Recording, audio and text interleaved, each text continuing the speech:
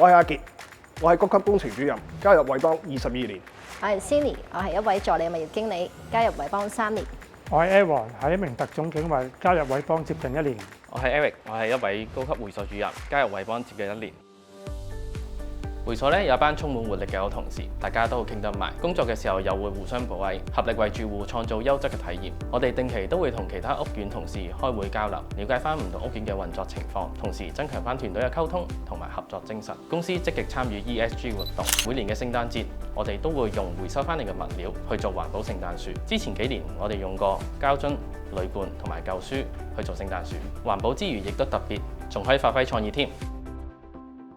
我原本咧就唔係從事物管行業嘅，咁我知道公司咧定期會到一啲合作開嘅 NGO 入邊介紹物管嘅工作。咁好彩咧有機會加入公司，公司咧好注重員工嘅發展嘅，為同事咧提供唔同嘅培訓，同埋為我日後晉升打好嘅基礎。喺呢段時間咧令我感受到咧被重視同埋得到公司嘅支持。今年咧公司咧更增設活力嘅假期，鼓勵同事保持活力，只要每日步行步數達標，就可以得到額外嘅假期啦。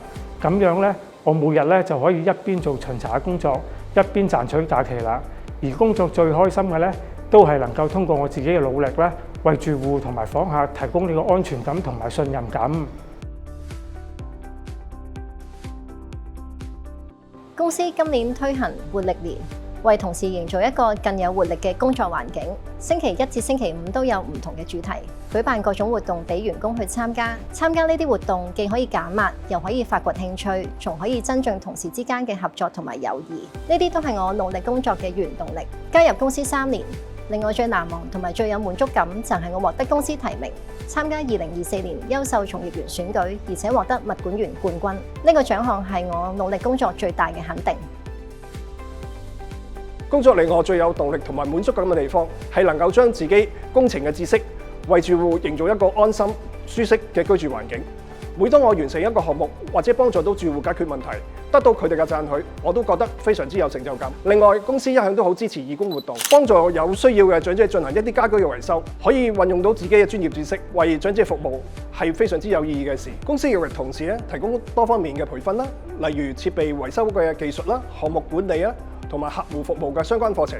我唔單止學到最新嘅專業知識，亦都將理論應用到日常嘅工作，大大提升解決問題嘅效率。互動服務，攜手進步。互動服務，攜手進步。互動服務，攜手進步。互動服務，攜手進步。